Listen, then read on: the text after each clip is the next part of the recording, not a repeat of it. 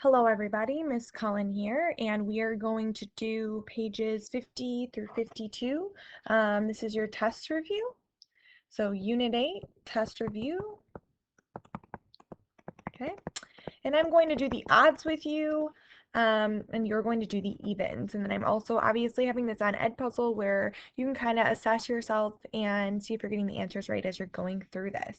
So, let's start off here, and this first page here on 50, it's all with a equals 1. Okay, which means there's no GCFs in any of these, which means we can automatically set up the X method for all of these. So we can just go through those real quick, and we're going to put our C up here and our B down here. Okay, so we can just go through this whole page, all the odds. Find two numbers that multiply to 9, add to -10. Please make sure you're setting these up correctly, putting your C up top and your B down bottom. Take a moment to do that. Okay, so we're just going to kind of cruise through these a little bit. We're trying to find two numbers that multiply to the top, add to the bottom. The first one here, the only two numbers that multiply to 7 are 7 and 1. Okay, I write this as B, we use the same variable above, B plus 7 times B plus 1. Then I come down here, I need two numbers that multiply to -90 and add to 1. Two numbers that multiply to 90 are 9 and 10, and I can get 1 that way. Okay, and in order to get a -90 but a positive 1 when we add, our 9 must be negative, because 10 minus 9 is 1, but but if I did 9 minus 10, this would be -1. So that is why our answer is m minus 9, not 8, m minus 9 times m plus 10. Okay, come down here to number 5. We want to find two numbers that multiply to 9 and add to -10. Those numbers would be 9 and 1. I'm not going to do 3 and 3 because those will not add to 10. And in order to get a -10 down here, but a positive 9 up here, I need both of these to be negative. -9 minus 1 is -10. So we write this as n minus 9 times n minus 1. Okay, let's come down here to number 7. I need two numbers that multiply to -24 and add to 2. Okay, so 8 and 3 you might have thought of doesn't add to 2. 12 and 2 doesn't add to 2. Okay, 4 and 6 can get me 2 somehow.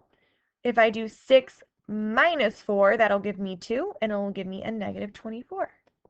So we write this as n minus 4 times n plus 6. Right, and number 9, I need two numbers that multiply to 40 and add to -13. Multiply to 40 and add to -13. So 4 and 10. Nope, those will not give me 13, right? But 8 and 5 will if I add them. But it needs to be a -13, so they both have to be negative.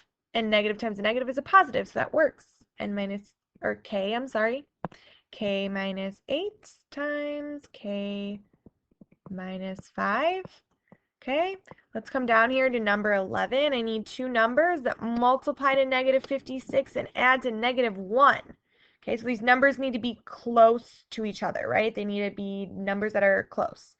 Okay, so we know it's not going to be divided by 2 because 2 in a number would not give me -1 unless it was also 2. All right, so those numbers that you should have gotten should be 7 and -8. Why -8? Because it's a -1, so -8 plus 7 is -1. If it was a -7, it would be 8 minus 7. That would be +1. So we can write this as n minus 8 times n plus 7, okay? You should have these down by now. These should be the simplest of problems in this unit for you, okay? When a is 1, you just set up the X method. All right, turn the page. We're going to go to page 51, and here we have trinomials when a is greater than 1.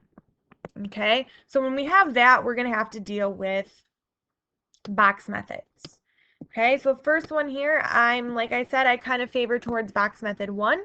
So I'm going to set that up. There's no GCF. I checked that out.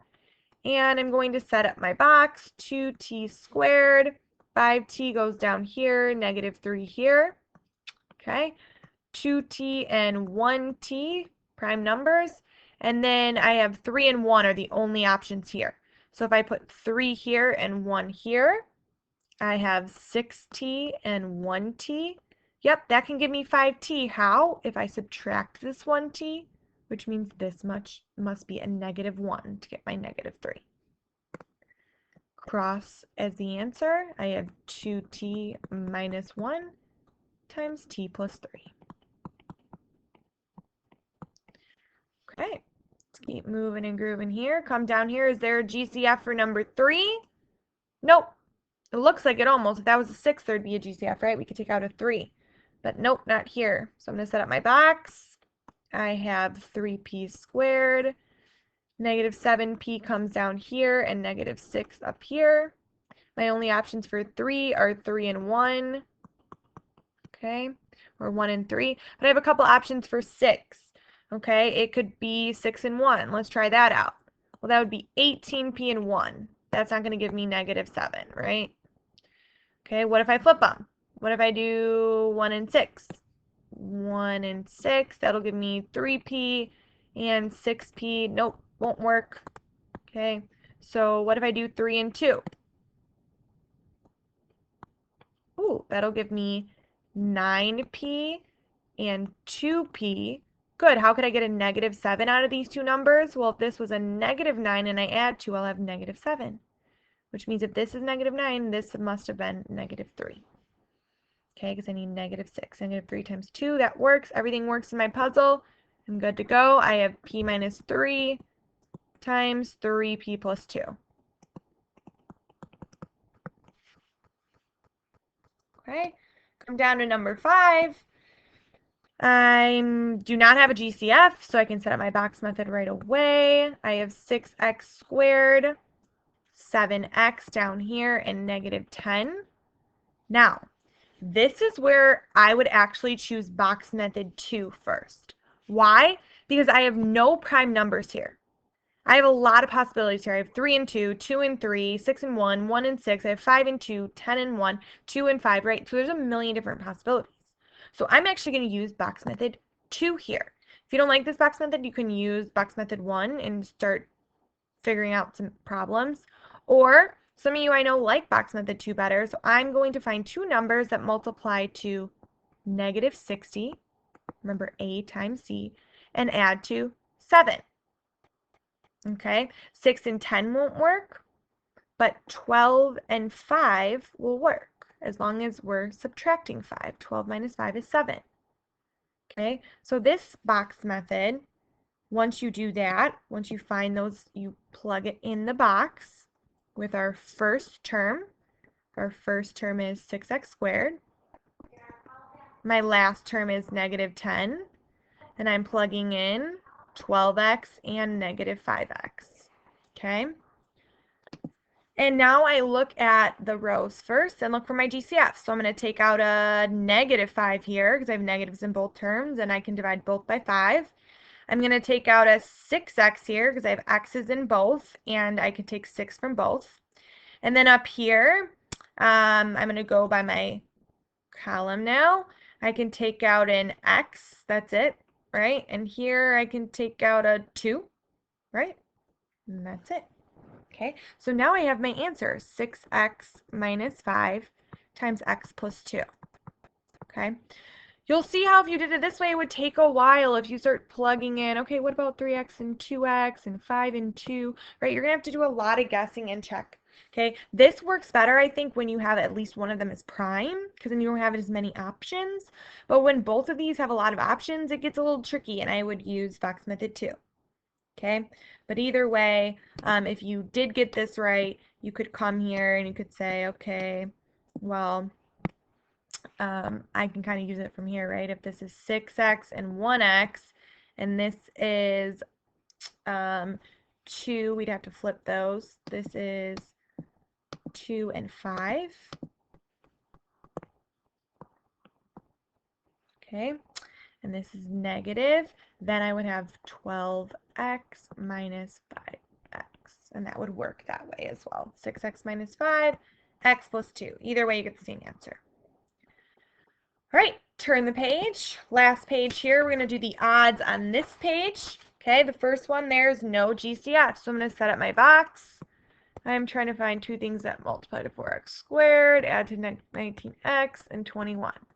Okay, I really know that for 21, the only two things that really multiply to it are 7 and 3, unless we're talking about, 21 and 1, but I have this 4 here, so that's not going to give me 19. All right, so I can do 2 and 2 or 4 and 1. Let's try 2 and 2. That'll give me 14 and 6.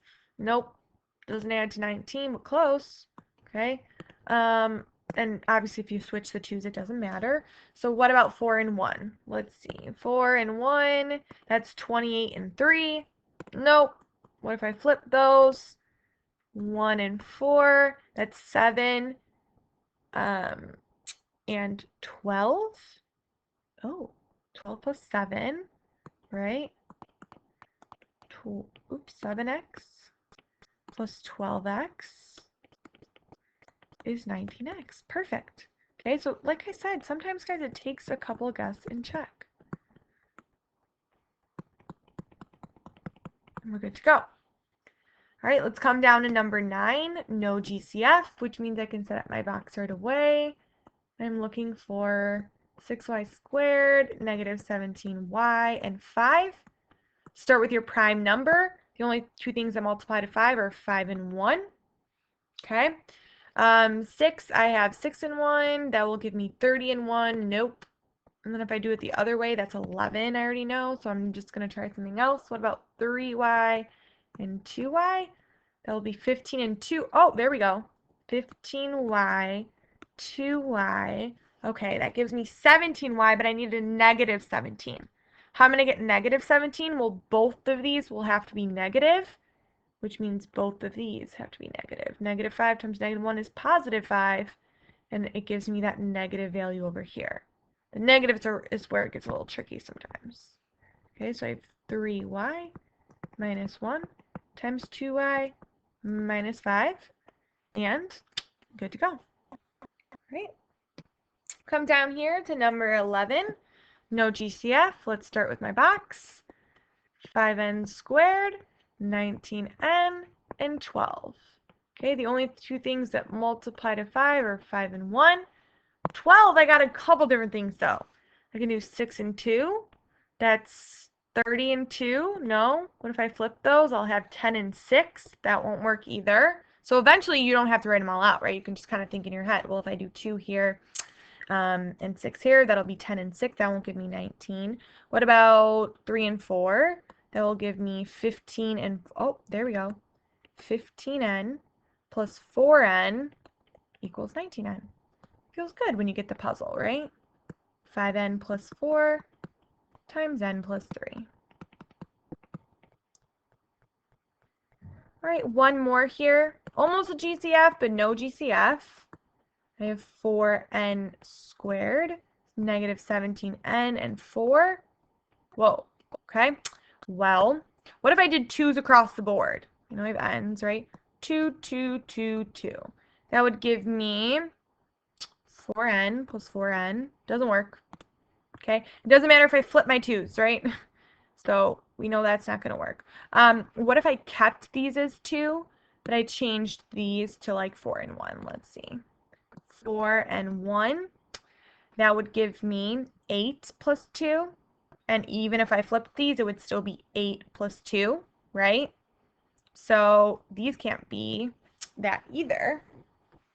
All right, if I do 1 and 4, that's 8. But if I do 4 and 1, I have 16n and 1n. Oh, we're almost at 17. That's if we're adding. But we need it to be negative, which means both of these have to be negative, which means both of these have to be negative. So I have 4n minus 1 times n minus 4 is my answer. All right, hopefully you're catching on to these too. These might take you a little bit longer, but you should be catching on to these problems as well, guys. Okay, if you have any questions, let me know, and have a great day.